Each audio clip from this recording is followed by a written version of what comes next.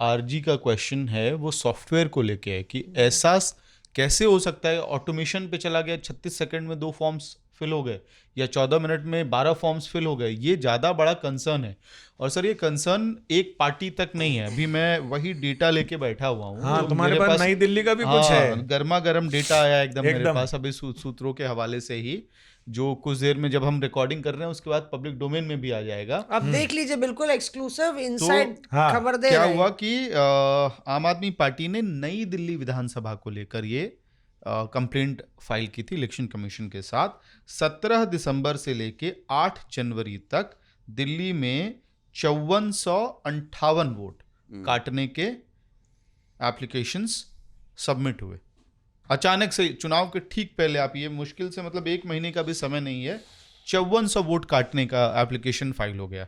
और ये तब हो रहा है जब ऑलरेडी आम आदमी पार्टी का दावा है कि 42,000 वोट काटने का एप्लीकेशन पहले ही फाइल हो चुका था, मतलब डिलीट हो चुका था, डिलीशंस हो चुके थे। अब इसी टाइम पे एक तरफ डिलीशन के एप्लीकेशंस आ रहे हैं, एक तरफ एडिशन के मास एप्लीकेशंस आ रहे हैं। 17 दिसंबर से लेके 8 जनवरी तक 13,111 वोट ऐड करने का एप्लीकेशन फाइल हुआ। इसको लेके इन्होंने कंप्लेंट किया कि आखिरकार ये कैसे हो रहा है और कौन लोग हैं जो ये डिलीट करा रहे हैं, ऐड करा रहे हैं। उसको लेकर अब क्योंकि जवाब तो आया नहीं था, तो एडिशन डिलीशन हुए भी या सिर्फ एप्लीकेशन आए थे? वो तो दिख रहा है नंबर्स में, आपको इलेक्टोरल रोल्स में भी दिख रहा है कि ये सब हुआ है। और इवेंचुअली आरटीआई का जवाब जो दिया है उन्होंने कि इस बाबत कोई एफआईआर दर्ज हुआ क्या डिलीशन को लेके। इलेक्शन कमीशन का जवाब आया है नो इन्फॉर्मेशन अवेलेबल।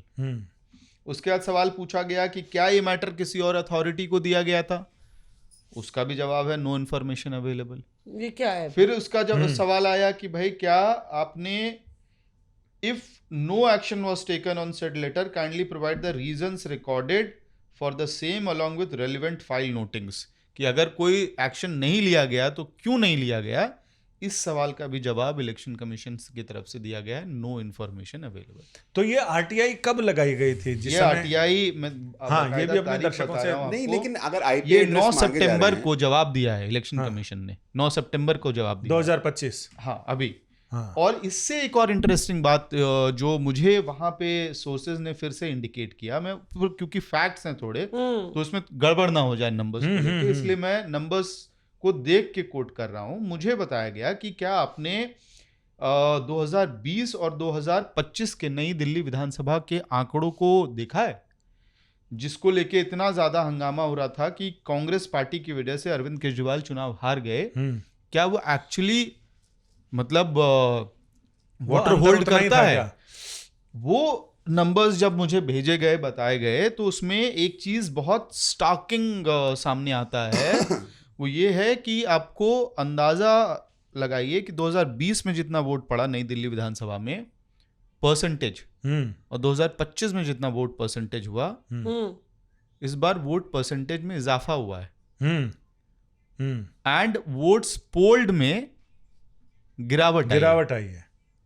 तो ये एक बहुत बड़ा मेट्रिक अपने आप में है कि वोटिंग परसेंटेज बढ़ रहा है लेकिन वोटिंग पोल्ड जो है, वोट्स पोल्ड जो है वो नीचे जा रहा है।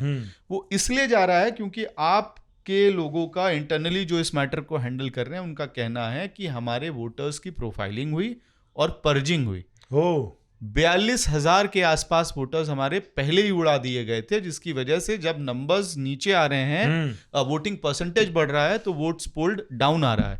और आप नंबर पे अगर जाइएगा तो 2020 में अरविंद केजरीवाल को वहां पे 46,000 वोट मिले थे, बीजेपी को मिला था 25,000 वोट, और कांग्रेस के ऑलमोस्ट नोबडी कैंडिडेट ही बोलेंगे, बीजेपी और कांग्रेस दोनों के ऑलमोस्ट नोबडी कैंडिडेट से 3,000 वोट मिले थे। अरविंद केजरीवाल 46,000, बीजेपी 25,000 और कांग्रेस 3,000। ठीक है। मच सेलिब्रेटेड परवेश वर्मा जब इस बार चुनाव लड़े हैं वहां से, जिसको लेके मीडिया फ्रेंजी था बिल्कुल, परवेश वर्मा को कितने वोट मिले? 30,000 वोट मिले। यानी कि बीजेपी का भी जंप जो है वहां पे 5,000 का, ज्यादा नहीं है, 5,000 का जंप है। और कांग्रेस को कितना वोटों का इजाफा हुआ है? अगेन मच सेलिब्रेटेड कैंडिडेट, हाँ, जिनको 3,000 लेके से ज्यादा नहीं मिला उनको तो उनको मिला 45,000 वोट, 4500 वोट, 4500 मिला। 4500 1,500 वोट का इजाफा कांग्रेस को हुआ है।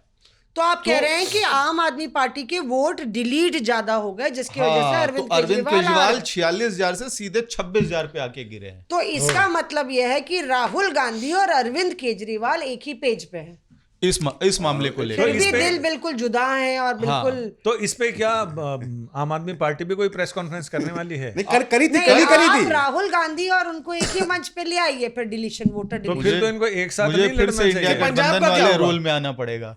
लेकिन पंजाब का चुनाव सामने है। Reporters of